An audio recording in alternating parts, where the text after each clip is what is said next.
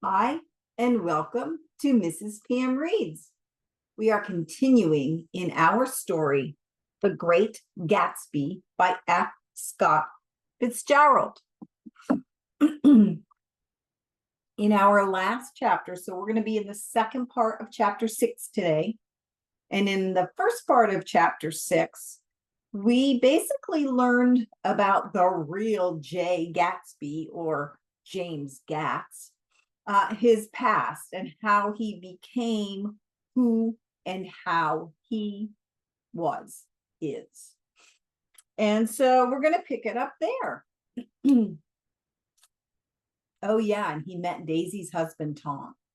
Yeah. All right. Tom was evidently perturbed at Daisy's running around alone, for on the following Saturday night, he came with her to Gatsby's party. Perhaps his presence gave the evening its peculiar quality of oppressiveness. It stands out in my memory from Gatsby's other parties that summer. There were the same people, or at least the same sort of people, the same profusion of champagne, the same many-colored, many-keyed commotion, but I felt an unpleasantness in the air, pervading harshness that hadn't been there before. Or perhaps I had merely grown used to it, grown to accept West Egg as a more, as a world complete in itself, with its own standards and its own great figures, second to none, because it had no consciousness of being so. And now I was looking at it again through Daisy's eyes. It is invariably saddening to look through new eyes at things upon which you have expended your own powers of adjustment. They arrived at twilight, and as we strolled among the sparkling hundreds, Daisy's voice was playing murmurous tricks in her throat. "These things excite me so," she whispered. "If you want to kiss me any time during the evening, Nick, just let me know, and I'll be glad to arrange it for you." That's strange. They're cousins. If you want to kiss me, okay. Just mention my name or present a green card. I'm giving out green. Look around, suggested Gatsby. I'm looking around. I'm having a marvelous. You must see the faces of the many people you've heard about. Tom's arrogant eyes roamed the crowd. "We don't go around very much," he said. "In fact, I was just thinking, I don't know a soul here." "Perhaps you know that lady." Gatsby indicated a gorgeous, scarcely human orchid of a woman who sat in state under a white plum tree. Tom and Daisy stared with that peculiar unreal feeling that accompanies the recognition of a hitherto ghostly celebrity of the movies.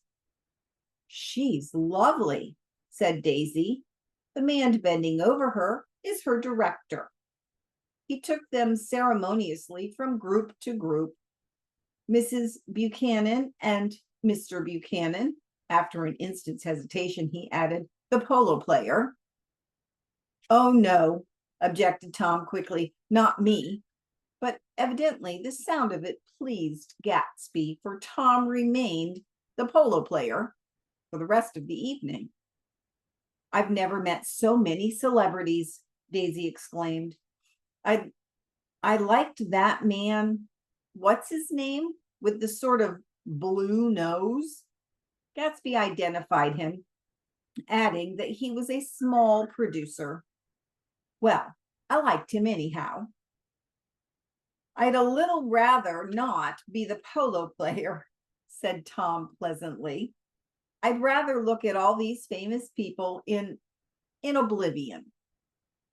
Daisy and Gatsby danced. I remember being surprised by his graceful, conservative foxtrot. I had never seen him dance before. Then they sauntered over to my house and sat on the steps for half an hour while, at her request, I remained watchfully in the garden. In case there's a fire or a flood, she explained, or an act of God. Tom appeared from his oblivion as we were sitting down to supper together. Do you mind if I eat with some people over there? He said. A fellow's getting off some funny stuff. Go ahead, answered Daisy genially.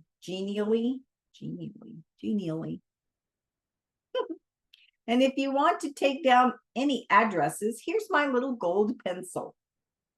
She looked around after a moment and told me the girl was common, but pretty. And I knew that except for the half hour she'd been alone with Gatsby, she wasn't having a good time. We were at a particularly tipsy table. That was my fault. Gatsby had been called to the phone, and I'd enjoyed these same people only 2 weeks before.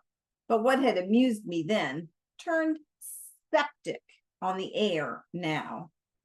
How do you feel, Miss Baedeker? The girl addressed was trying unsuccessfully to slump against my shoulder. At this inquiry, she sat up and opened her eyes. What? A massive and lethargic woman who had been urging Daisy to play golf with her at the local club tomorrow spoke in Miss Baedeker's defense. Oh, she's all right now. When she had 5 or 6 cocktails, she always starts screaming like that.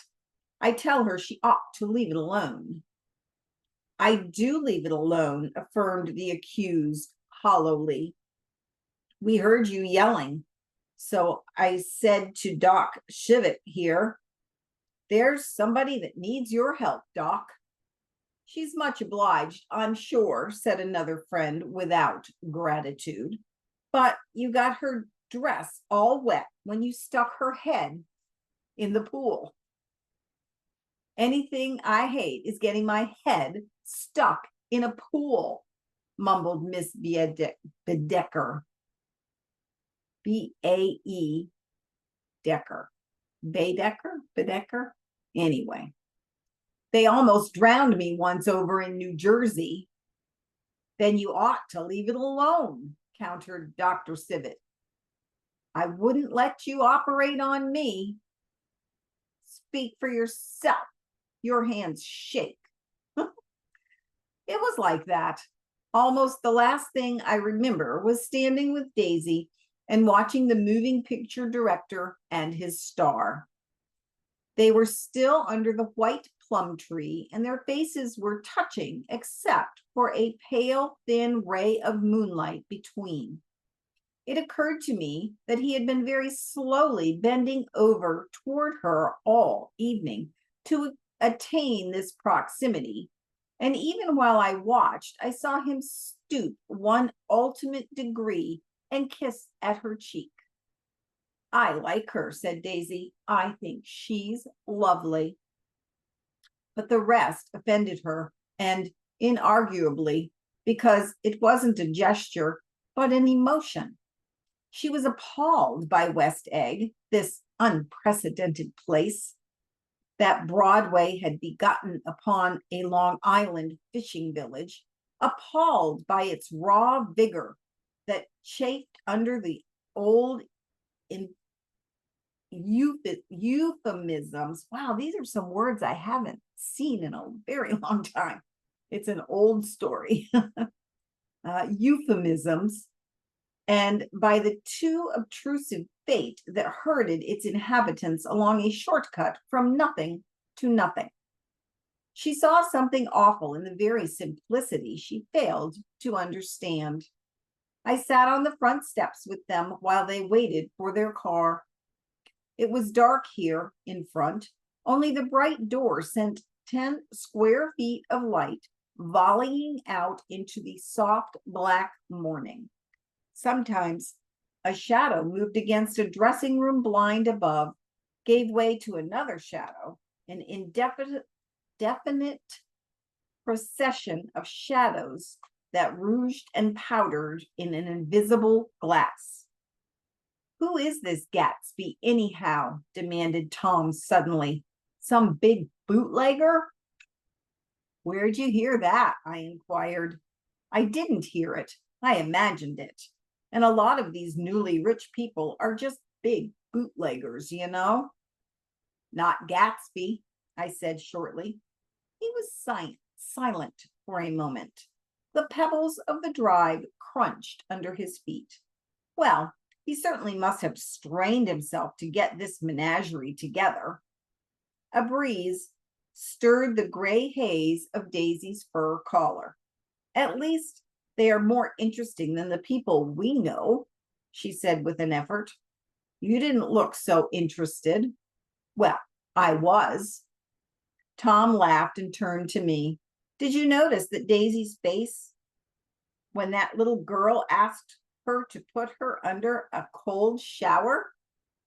Daisy began to sing with the music in a husky, rhythmic whisper, bringing out a meaning in which each word that it had never had before and would never have again. When the melody rose, her voice broke up sweetly, following it. In a controlled contralto voices have, and each change tipped out a little of her warm human magic upon the air. Lots of people come who haven't been invited, she said suddenly. That girl hadn't been invited. They simply forced their way in, and he's too polite to object. I'd like to know who he is and what he does, insisted Tom, and I think I'll make a point of finding out. I can tell you right now, she answered. He owned some drugstores, a lot of drugstores. He built them up himself. The dilatory limousine came rolling up the drive. Good night, Nick, said Daisy. Her glance left me and sought the lighted top of the steps where 3 o'clock in the morning, a neat little sad waltz that year, was drifting out the open door. After all, in the very casualness of Gatsby's party, there were romantic possibilities totally absent from her world.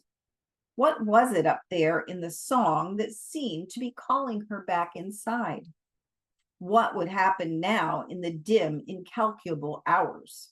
Perhaps some unbelievable guest would arrive, a person infinitely rare and to be marveled at, some authentically radiant young girl who, with one fresh glance at Gatsby, one moment of magical encounter, would blot out those 5 years of unwavering devotion. A little insecure. I stayed late that night. Gatsby asked me to wait until he was free, and I lingered in the garden until the inevitable swimming party had run up, chilled and exalted from the black beach, until the lights were extinguished in the guest rooms overhead.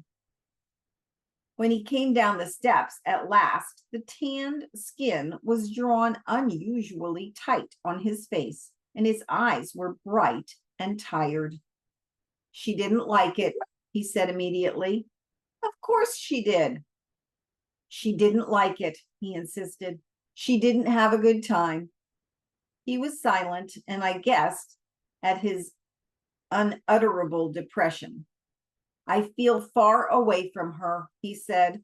It's hard to make her understand. You mean about the dance? The dance? He dismissed all the dances he had given with a snap of his finger. Old sport, the dance is unimportant. He wanted nothing less of Daisy than that she should go to Tom and say, I never loved you. After that, she had obliterated 4 years with that sentence. They could decide upon the more practical measures to be taken. One of them was that after she was free, they would go back to Louisville and be married from her house, just as if it were 5 years ago. And she doesn't understand, he said. She used to be able to understand. We'd sit for hours. He broke off and began to walk up and down a desolate path of fruit rinds and discarded favors and crushed flowers. I wouldn't ask too much of her, I ventured. You can't repeat the past. Can't repeat the past, he cried incredulously. Why, of course you can. He looked around him wildly as if the past were lurking here in the shadow of his house, just out of reach of his hand. I'm going to fix everything just the way it was before, he said, nodding determinedly. She'll see. He talked a lot about the past, and I gathered that he wanted to recover something, some idea of himself, perhaps, that had gone into loving Daisy. His life had been confused and disordered since then, but if he could once return to a certain starting place and go it all slowly, he could find out what that thing was. One autumn night, 5 years before, they had been walking down the street when the leaves were falling, and they came to a place where there were no trees, and the sidewalk was white with moonlight. They stopped here and turned toward each other. Now it was a cool night with that mysterious excitement in it, which comes at the two changes of the year. The quiet lights in the houses were humming out into the darkness, and there was a stir and a bustle among the stars. Out of the corner of his eye, Gatsby saw that the blocks of the sidewalk really formed a ladder and mounted to a secret place above the trees. He could climb to it if he climbed alone, and once there, he could suck on the pap of life, gulp down the incomparable milk of wonder. His heart beat faster and faster as Daisy's white face came up to his own. He knew that when he kissed this girl and forever wed his unutterable visions of her perishable breath, his mind would never romp again like the mind of God. So he waited, listening for a moment longer to the tuning fork that had been struck upon a star. Then he kissed her. At his lips' touch, she blossomed for him like a flower, and the incarnation was complete. Through all he said, even through his appalling sentimentality, I was reminded of something, an elusive rhythm, a fragrant fragment of lost words that I had heard somewhere a long time ago. For a moment, a phrase tried to take shape in my mouth, and my lips parted like a dumb man's, as though there was more struggling upon them than a wisp of startled air. But they made no sound, and what I had almost remembered was uncommunicable forever. Wow. Okay. This F. Scott Fitzgerald, very descriptive in everything he says. I mean, wow. Was that the tuning fork? Where is that? Listening for a moment longer to the tuning fork that had struck upon a star. Wow. Okay. Well, things aren't going as Jay Gatsby would prefer with Daisy. He thinks that she's going to leave her husband for him, or that's what he would desire. So we'll see how that goes. All right, you guys, I hope you have a wonderful day, and I will see you next time.